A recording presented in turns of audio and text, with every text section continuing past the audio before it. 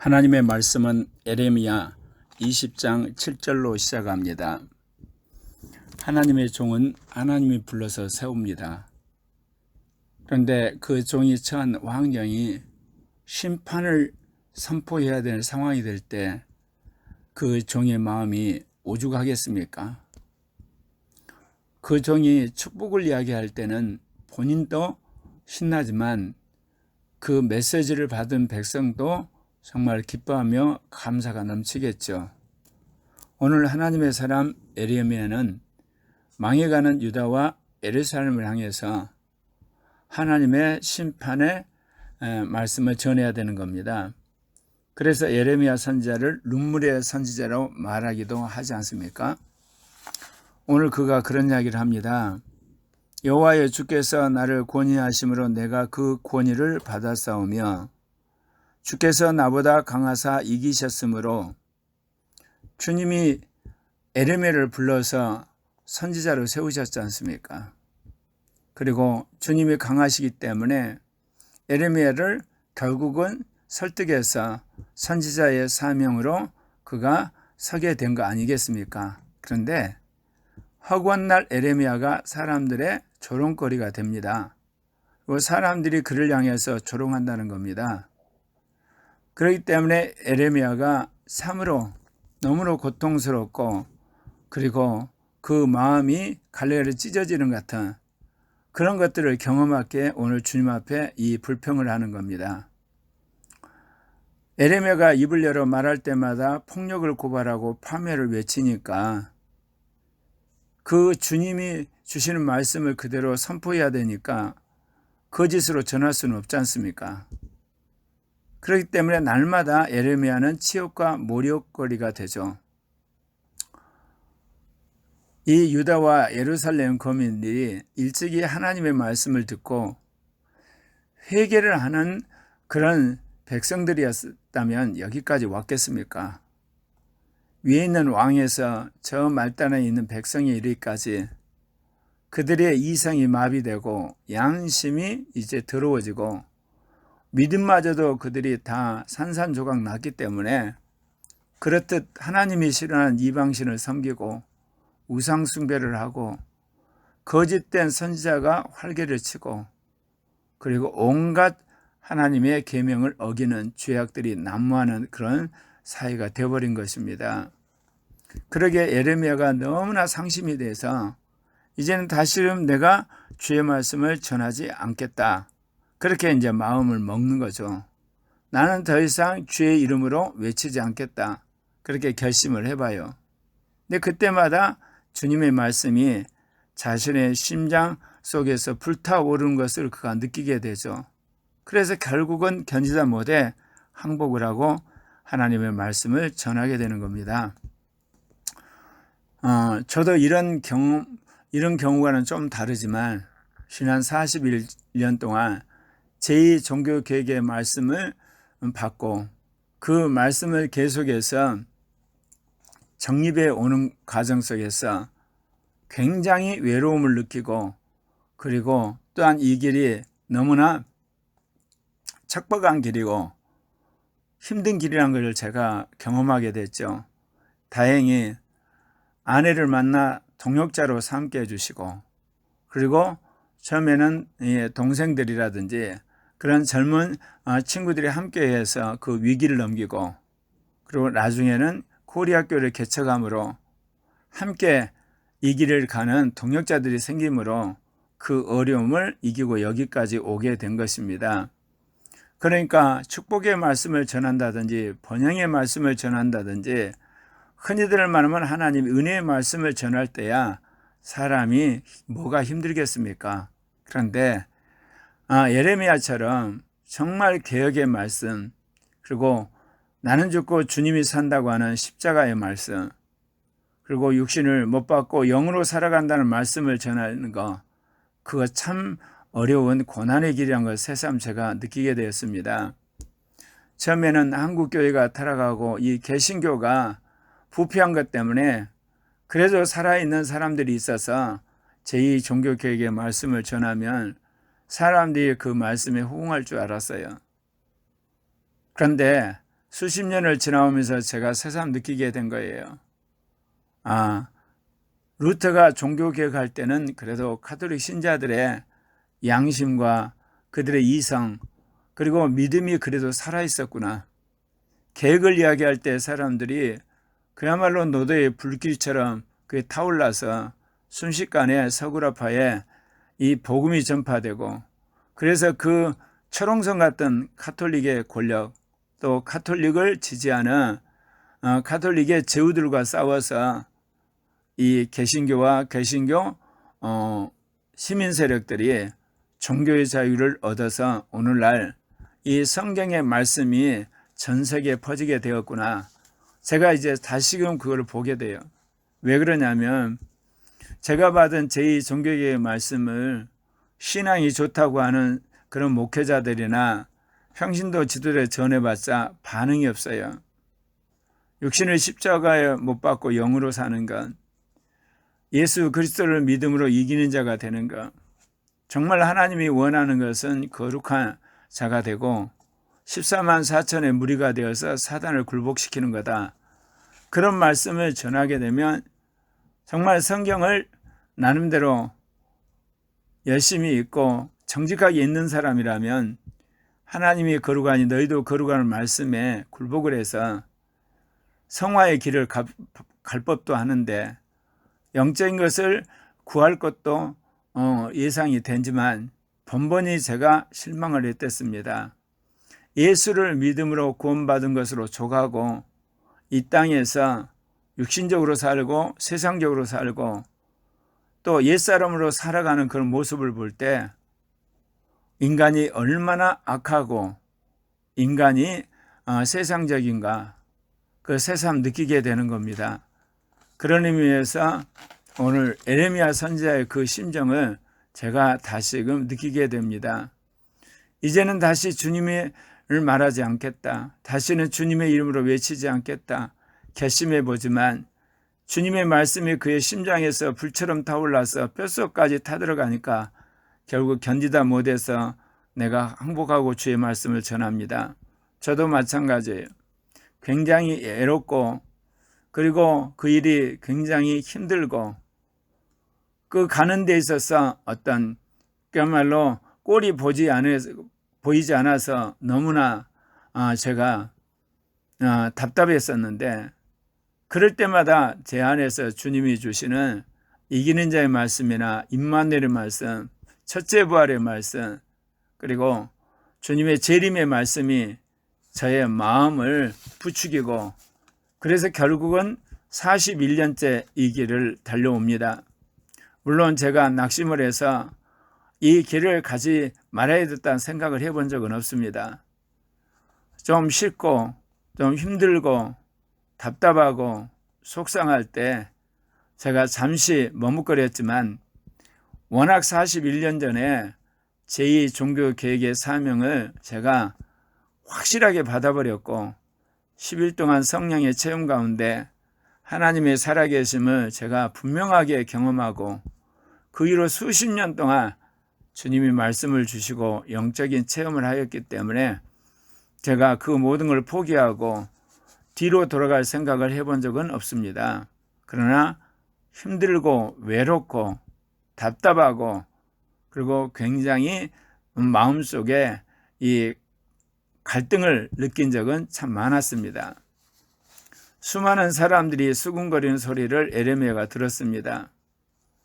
에레미야가 겁에 질려 있다. 너희는 그를 고발하여다. 우리도 그를 고발하겠다. 그래서 사람들이 합심해서 에레미야를 고발하자는 겁니다.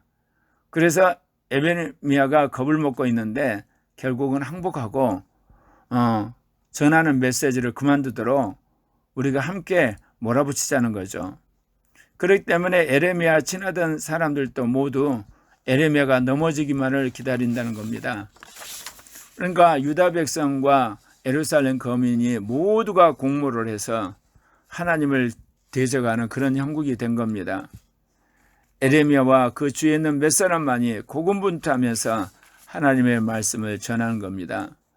우리가 생각할 때는 에레미야가 이런 말씀을 전한 게 무슨 소용이 있는가? 결국은 유다와 예루살렘이 망하고 말 텐데 전혀 그렇지가 않습니다. 하나님의 말씀은 단순히 유다와 예루살렘이 망하지 않게 하는 데 있는 것이 아니라 하나님의 말씀을 전함으로 이 유다와 예루살렘 거민이 결국은 망했고, 하나님은 말씀을 믿는 당신의 백성들을 통하여서 다시금 바빌론 포로에서 돌아오게 함으로 말미암아 믿음의 공동체를 유지하게 되었고, 그들이 통해서 예수 그리스도가 오셨다는 것을 역사에 남겨두신 겁니다. 그리할 때 후대오는 수많은 사람들이 이토록 에레미야처럼 조롱하고 또 폭력을 행하고 또 압력을 가는 그런 주위의 모든 환경에 굴하지 않고 하나님의 말씀을 전하는 종들이 계속해서 나오기 때문에 그렇습니다. 그렇게 친하던 사람이 에레미야 넘어지기를 기다리면서 혹시 그가 실수를 하기로 한다면 우리가 덮치고 그에게 보복하자, 이런 식으로 계속해서 소문을 퍼뜨리고 다닌다는 거죠. 에레미야가 그렇습니다. 주님은 내 옆에 계시는 힘센 용사로서 나를 받게 하는 사람들이 힘도 쓰지 못하고 쓰러지게 하실 분인 것을 제가 믿습니다. 이처럼 그들이 실패해서 그들은 영원히 잊지 못할 큰 수치를 당할 것입니다. 이제 에레미야가 하나님에 대한 신뢰를 다시 회복하면서 자신을 향해 조롱하고 핍박하고 자기가 망하기를 기다리는 사람들을 향해서 하나님의 공의가 실현되고 하나님이 그들이 지은 죄악에 대해서 보응하실 것을 확신해서 이런 고백을 합니다. 만군의 주님은 의로운 사람을 시험하시려고 생각과 마음을 감찰하시는 하나님이십니다. 내 억울한 사정을 주님께 아뢰었으니까 주님께서 그들에게 내 원수를 갚아주십시오. 우리가 내 원수를 내 몸같이 사랑하고 내 이웃을 내 몸같이 사랑하는 그런 말씀들을 우리가 봤지만, 하나님의 공의가 무시되고 주의 선포된 말씀이 선포되는 원수들을 향해서는 하나님께서 당신의 약속대로 그들을 향해 심판하시고, 그리고 악이 관영하면 반드시 하나님께서 보응하신다는 것을 역사에 남겨두기를, 우리는 누구나 다 그런 상황에 처하게 되면 그런 기도를 하게 될 것입니다. 에레미야가 그렇습니다. 내 억울한 사정 다 주님한테 고백했으니 주님 다 아시지 않습니까? 원수들 갚아주십시오. 내가 원수 망한 것을 꼭 보아야 되겠습니다. 그런 고백을 하고 있습니다. 저는 그런 기도를 합니다. 우리나라가 해방되기 70여 년이 넘었는데 자주적인 나라를 세우겠다고 북한 주민을 속였던 김일성과 김정은 3대 독재 세력에 확실하게 무너져서 하나님은 악한 자들과 악한 정권을 심판한다는 것을 우리 민족은 물론이고 전세 가운데 보여달라고 기도하는 것입니다. 아직은 한국 교회가 통일할 준비가 되지 않으셔서 한국 교회가 먼저 개혁이 되고 통일할 준비가 되었을 때 반드시 주님께서 이 일을 행하시게 될 것입니다. 주님께 노래하자, 주님께 찬양하자. 주께서는 억압받는 사람들을 악인의 권세에서 건져주신다. 주님에 대한 신뢰와 믿음, 그리고 주님에 대한 그런 감사함과 열망이 다시금 되살아나서 에레미야가 하나님의 그 놀라우신 주님의 섭리와 공의로운 심판을 믿으면서 그 이야기를 하는 겁니다. 그런데도 불구하고 다시금 에레미야가 이 핍박하는 사람들, 조롱하는 사람들, 자기를 반대하는 사람들의 그 두려움에 그가 휩싸여서 이런 이야기를 합니다. 내가 태어난 날이 저주를 받았어야 했는데, 어머니가 나를 낳은 날이 복된 날이 되지 말았어야 했는데, 나의 아버지에게 와서 아들입니다 하고 소리를 전하는, 그래서 아버지를 기쁘게 한 그 사람이 저주를 받아서 없었어야 되는데, 바로 그 사람을 주님께서 사정없이 뒤집어 놓으신 성읍처럼 되었고, 아침마다 울부짖는 고통 소리를 듣고 된다는 전쟁의 함성을 들었어야 되는데, 내가 이렇게 살아있어서 보지 못할 것을 보고 듣지 못할 것을 듣고 내가 만져서는 안 될 것을 만지는 너무나 고통스러운 세월을 살고 있구나. 이걸 다시금 에레미야가 의기소침을 해서 이런 넋두리를 하고 있습니다. 내가 모태에서 죽어 어머니가 나의 무덤이 되었어야 했는데, 내가 영원히 모태 속에 있어야 되는데 태어나서 정말 이 고통을 내가 언제까지 겪어야 하는가, 이런 푸념을 에레미야가 하고 있습니다.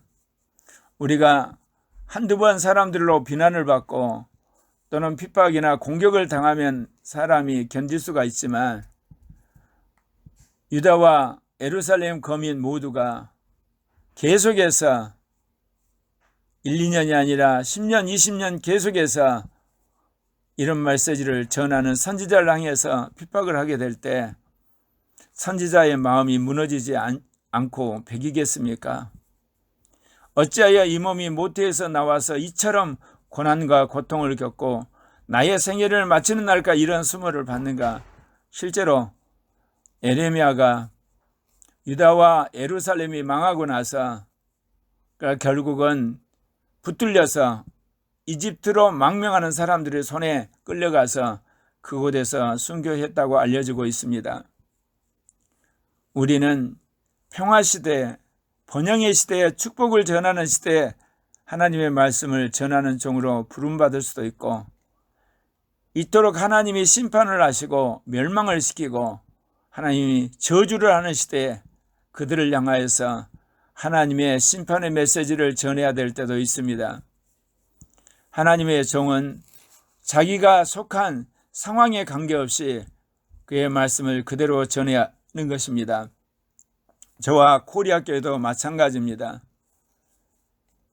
믿는 자가 모두 천국에 들어가는 것이 아니라 이기는 자만이 천국에 들어가는 것이다. 그 영으로 육신을 이기는 사람이 영생의 부활을 하는 것이다.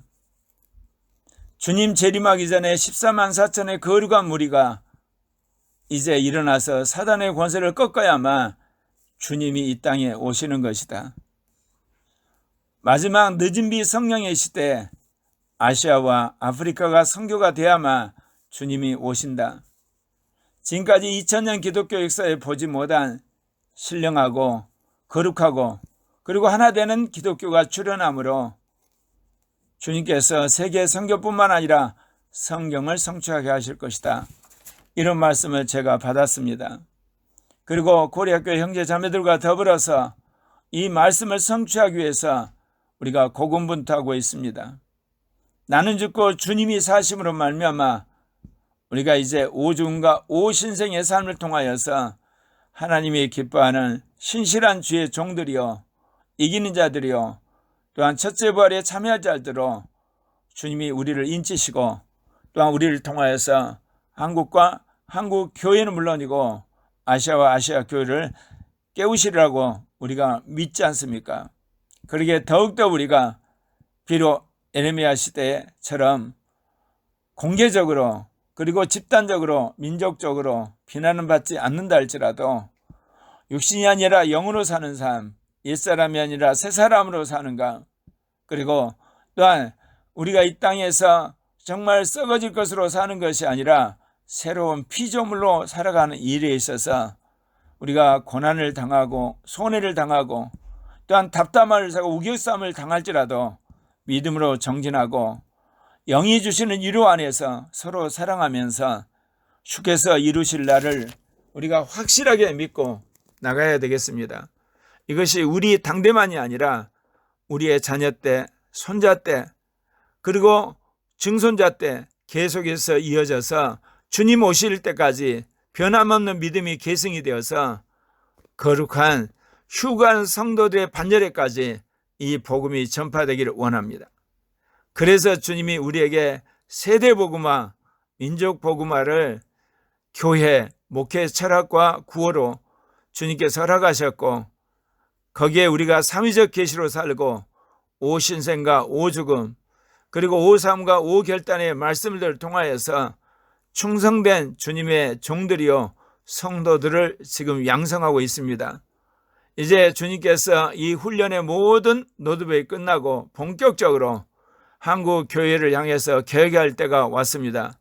우리 모두 이번에 수련에 이기는 자들이 되고 의인이라고 그러고 택함받은 자가 되고 거룩한 자라고 주님으로부터 직접 도장을 받는 하나님의 권속들이 되기를 바랍니다. 기도하십시다.